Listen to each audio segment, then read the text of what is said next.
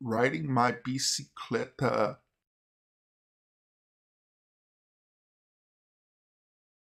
This is when I was 18 and lived in Aurora, Illinois.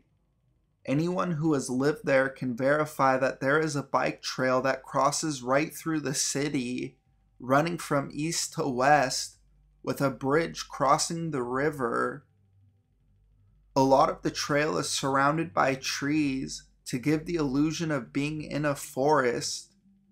Near the bridge on the west side of the city, there is a homeless shelter called the Hasid House. I used to live on the west side when I was in high school, but after I graduated, I moved to the east side because of the cheaper cost of living. The friends that didn't go to college lived on the west side, so I would ride my bike through the trails to get across the city. One day, I spent most of the day on the west side at a friend's house smoking weed, drinking beer, and playing cards. I didn't leave until around 12:30 a.m. Now, on my way toward the east side, I had to cross a very spooky underpass, then pass next to the homeless shelter, and finally cross the bridge. Right before I was going to cross the underpass, I stopped and then I thought for a second. Here I am, super duper high. It's almost 1 in the morning, and I'm about to cross this really shady area of the trail. I had to decide, either go through the trail or backtrack and take to the streets, which would extend my bike ride an extra 15 to 20 minutes. I remember thinking to myself, fuck it, it's not like I'm in Chicago, and I started riding towards the underpass.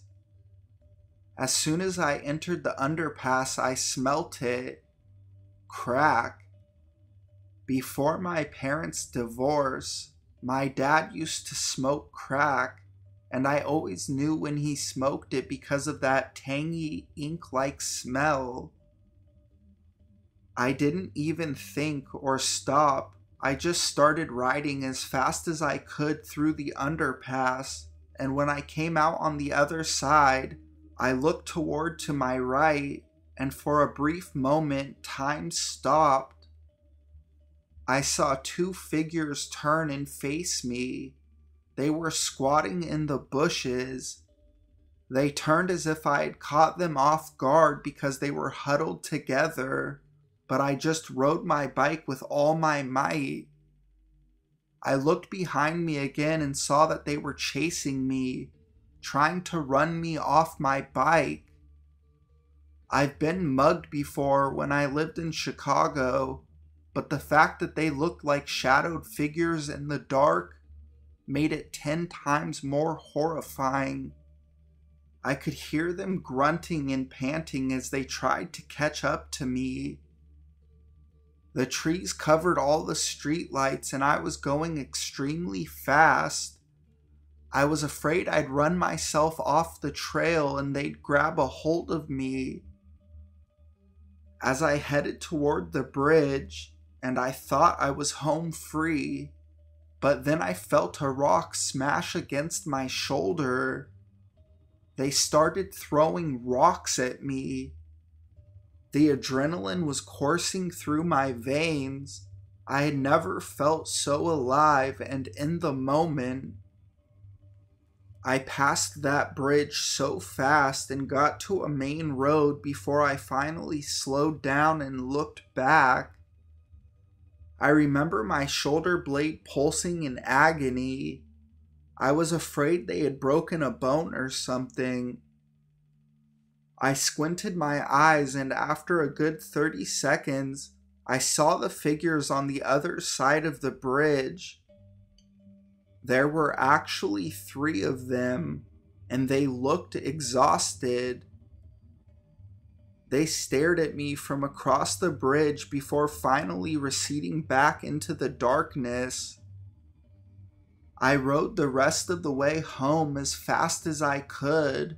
and when I checked my back in the mirror, I had a bruise that encompassed my shoulder blade, and it swelled up so bad I couldn't move my arm for 3 days.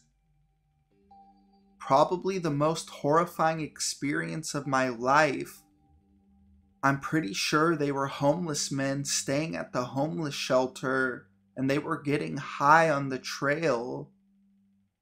I'm sure that they started tweaking when they saw me.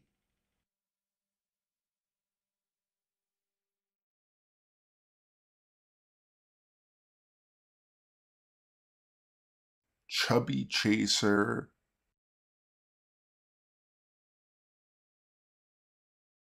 So I'm a bigger girl, 5'11" and a bit of a chunky monkey.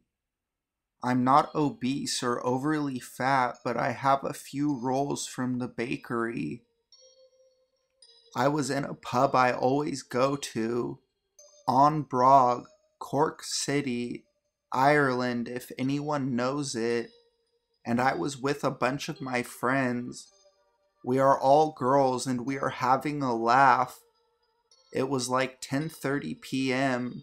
I had like 2 pints and was starting to get a buzz. I was standing by a door out to the smoking area when a guy passed behind me and touched me. Now, I am a person who hovers a hand behind people if I am cutting through a crowd. I tap them lightly on the back if they don't see me trying to cut through, and I always say, "Sorry there, just coming through." I usually get the, "Oh, sorry," and they move.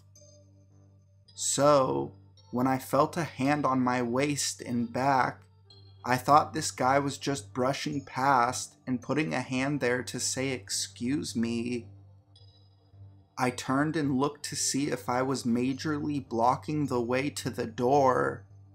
That's when things got weird. This guy squeezed my waist, like half pinching my waist.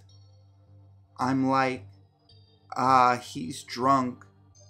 But he continues past me out to the smoking area, and I see he is fine. No dazed look or walking funny. So the night goes on and I get squeezed/pinched 2 more times by the same guy. I come to the conclusion that he's kind of feeling me up.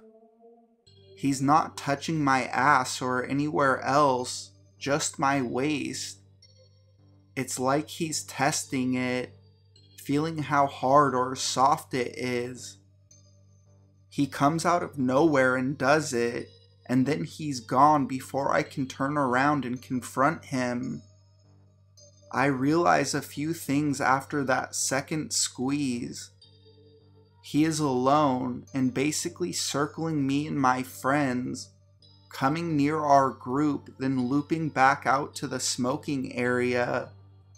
I clearly know what he looks like by the 3rd squeeze. I catch him out of the corner of my eye and I'd move, especially after the 2nd squeeze, because it showed me he knew what he was doing and he was targeting me. Out of his way or get another body between me and him. My body language is, "Stop touching me. I'm not reacting to what you're doing. Fuck off." I don't tell my friends because I don't want to ruin the night. I am also the tallest of the group, and I stopped drinking the minute the 2nd squeeze and lurking happened. It would be a different thing if he was doing it to the smallest or drunkest girl in the group. He can't just pick me up and carry me away. Lights come on and it's home time. In hindsight, I should have told the manager at the time. He's a friend of mine, and he would have let us stay behind for a few minutes and let that guy wander off, but I was with a group of 5 to 6 girls, and they all grabbed their stuff and we were out in a second. If you know the pub in the area of Cork City, we ended up outside Hillbillies / The Fountain. If you don't know, we literally came out of this place and turned right, crossed a road, and were in this big open space. I stood by the taxi rank and was stoic and not talking and laughing like my friends were. Why? Because the guy had followed us on his own out to this area. Usually, this place is flooded with people on a night out, but that night it was dead quiet. He didn't walk on away. He stood hovering. I'm by the taxi rank, and he's a good 20 to 30 feet away by Hillbillies, a fast food place. I decide to tell my friends that he has been following us, and he has been touching me. My friends turn to look, and of course, they all go over and start talking to him.